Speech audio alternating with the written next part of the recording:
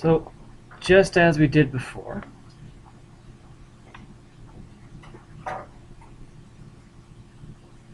so taking the square root of both sides,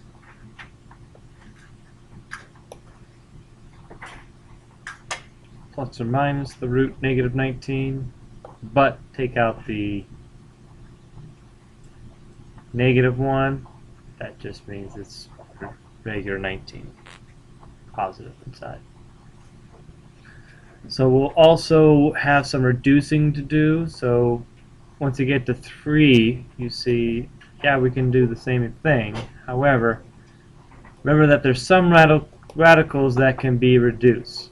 So in this case, yeah, we get out of root 54. But always have to ask yourself, is 54 divisible by 4? Or 9? Or 25? Do any of these numbers, 16, go into 54 evenly? Okay. If so, we have to reduce it, kind of like reducing a fraction, like does 9 go into the top number and bottom number? Same thing here, we have to reduce it. So here, you do see that 9 goes into 54, so we'll have to reduce it all the way. So on some of these, you will have to reduce. So what you do is to say, okay, that's root 9, and of course times 6.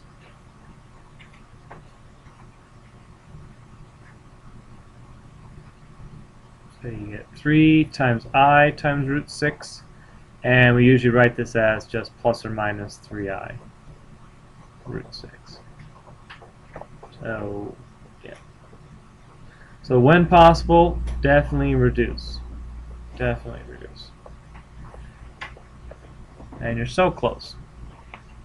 And reducing is not something I count heavily for points, but it does count. So if you put root 54 in a calculator, or 3 times the square root of 6, you do get the same decimal. So it's the same thing, but just one simplified. Alright. So we're going to combine what we did before with the vertex form and all that good stuff. It's just we're going to come out with some square roots of negatives on all these problems. So all these will have imaginary roots. So it's just more practice with everything imaginary. So recall how to complete the square or vertex form, you guys remember? Half of negative 8 is, sorry, I gave it away. Half of negative 16 is 8. 8 squared is 64. Right? Now I have to get to 30. I'm at 64. What do I got to take off? 30, 34? Alright. And that's equal to 0. So we've done this before, right? Right? Just more, it's kind of like review, but then now in the end, I'm just letting you know we'll end up with imaginary solutions. So it's a little bit of everything, which is good because you guys have a quarter final next week with everything we've done so far this quarter. Yeah. 34. Okay, I need it to be equal to this on top. So to get it equal, this equal to 30, I had to subtract 34 because I had 64.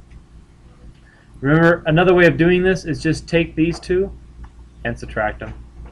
What's 30 minus 64? Negative 34. So that works also. That's easier for you. Alright. And what we got to factor. So we have n.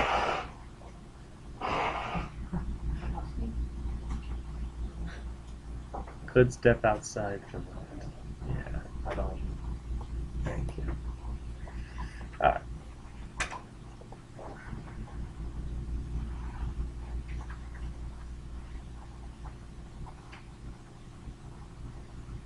Alright. So far, so good. Now solve. Add the 34 to both sides.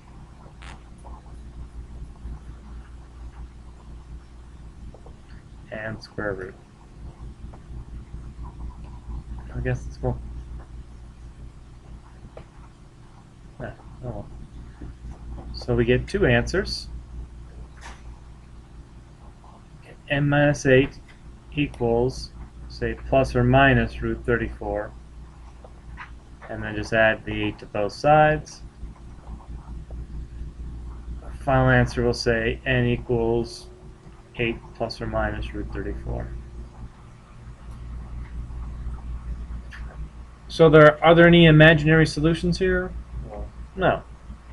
How do you know when you have imaginary solutions? Yeah, you'll have a negative on this right-hand side when you take the square root. Okay. So what are these called again? What kind of numbers are these when you have a square root? What is that called? Yep. That's called rational, and these are irrational. Yeah. And if we had to, we could say this, oh, that's about 5.8. So that's 13.8 and 2.2 if we did the actual approximations. Okay.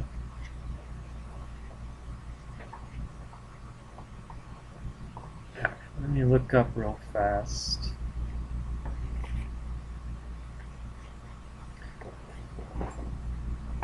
Okay. So let's give another one a go.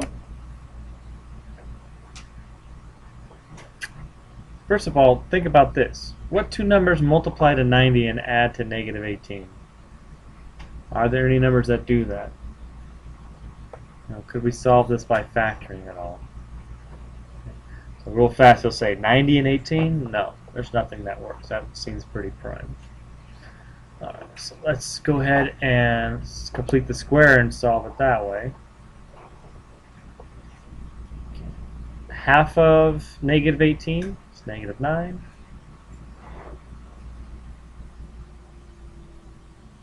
Negative 9 squared is 81. And in this case, to get to 90, add 9 more. So these just have to always be equal. Or you can do 90 minus 81 is 9. Alright, good. Let's factor those. Get B what? What is that?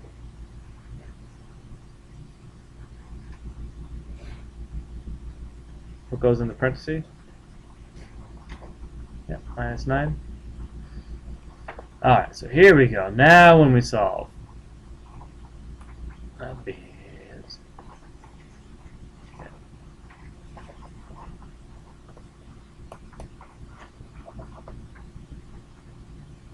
equals negative 9. So at this point we can tell we'll have imaginary solutions because the next step is to take the square root. Okay. So what does this equal? 3i. Okay. That equals 3i. The negative is the I part, so if you imagine if this was just, once you put the I down, what's the square root of 9? You say 3. So we make sure you write 3i, not I3 or something. And then, what did we forget here so far? What's that? No, what do we forget? We're missing one thing. Plus or minus. Take the square root of both sides. Good. Add 9 to both sides, so we have 9. Once again, we put that in the front. Plus or minus 3i.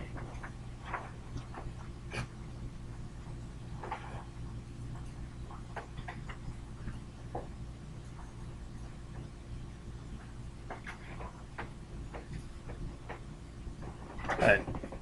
Okay. So this is an example where we get a perfect square with a negative 9 or a negative 16, a negative 25. You just end up with like 3i or 4i or 5i. But many times this will be like 7. It's not going to be a nice perfect square. Okay, like so. Just going to do this one and one more after, and then I'll let you guys work on this and just crank it out for the rest of the period.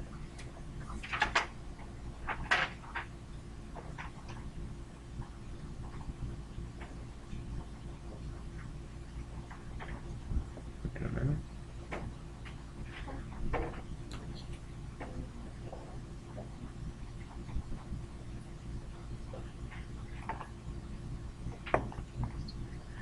So we need to, what, add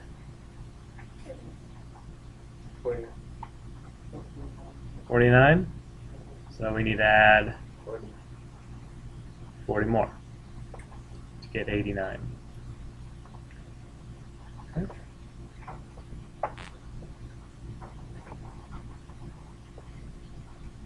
B minus 7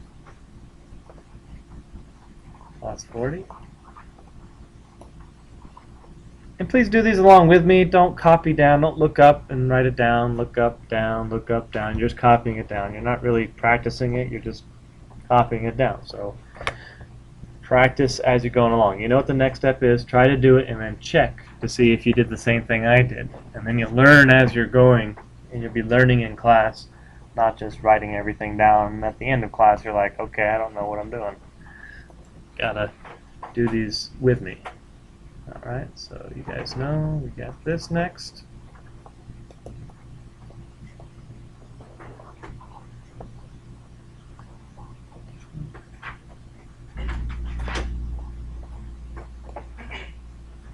Okay, so what do we do in this case?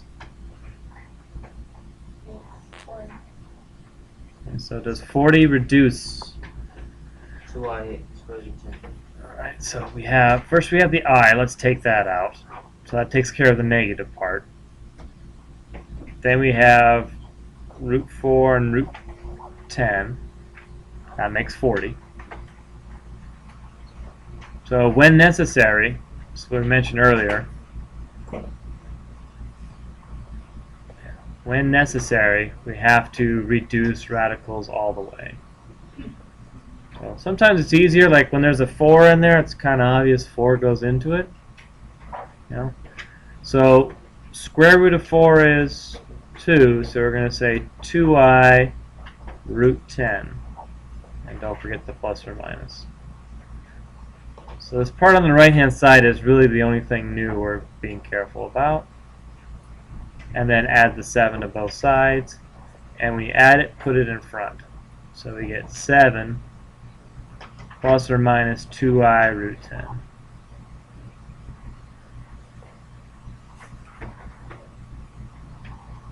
And those are our two answers.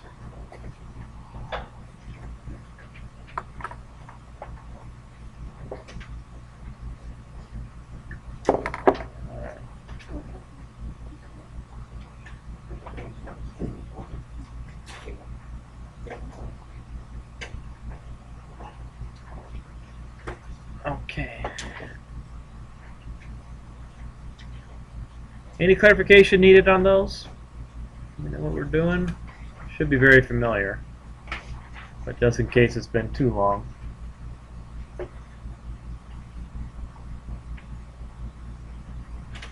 Alright, good. So let's flip to the back. We're going to try the old quadratic formula. What is the quadratic formula?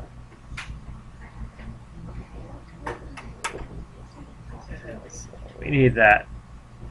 Negative b plus or minus square root b squared minus 4a and all over 2a. Some of you might remember that little song, go along with it. Anybody care to sing it? It's okay, you don't have to.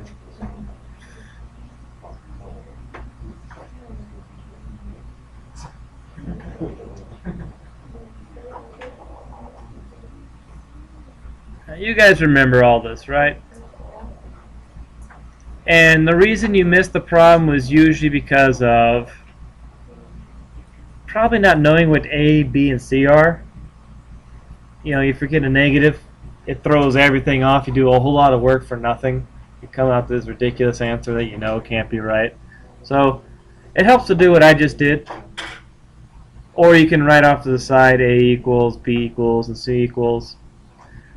We don't want to do a bunch of work for nothing.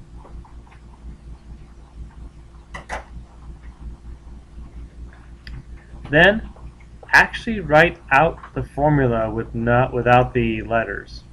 So put negative, and then a parenthesis for every single parameter. B squared minus 4 times A and C. We're in this to do it one time and only one time correctly. Not to do it quickly, start all over, erase everything, do it quickly again, all messed up again. Let's start all over. Let's do it right the first time.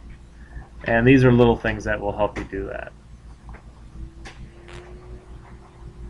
I call those when you just leave all the numbers you're going to plug in out of there. I call that the skeleton.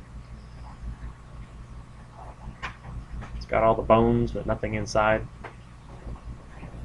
Alright, so plug in the negative b. So we got negative 5, negative 5. Plug in the a here and the a on the bottom, and plug in the c. Believe it or not, this whole formula, all these calculations do, the most common mistake is right here in front. So when b is negative and the formula has a negative, make sure you get a positive 5. Okay. Go ahead, calculate the inside of the radical, see what you get.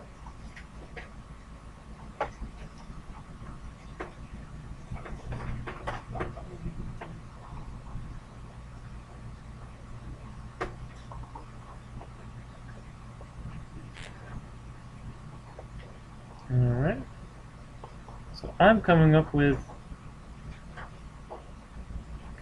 23 negative.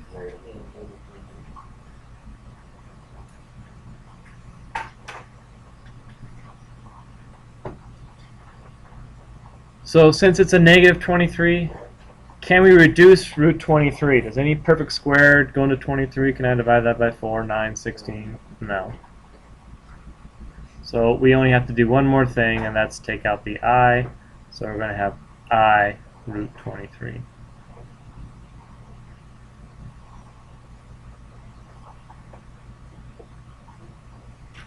Now you will have some that, like on the front, will come out to like, what was it? Like root negative 40, and you will have to reduce. So always be checking this value inside the radical called the discriminant. Always be checking to see if it's reducible or not. And that's going to be your homework. That's going to be your classwork. You might finish this today in class. Note that the front and the back, starting on number 5, we could go through, and if I did this by quadratic formula, you get the same exact answer. So the problems that are picked here are not specific to, okay, these ones are quadratic formula, these ones are complete the square.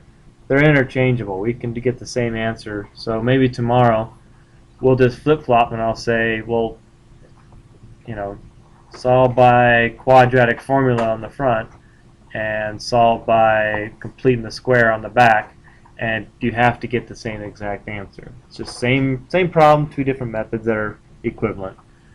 Okay. Of course, with the front, though, we get one extra thing. What was that? Okay, right here, what do we know?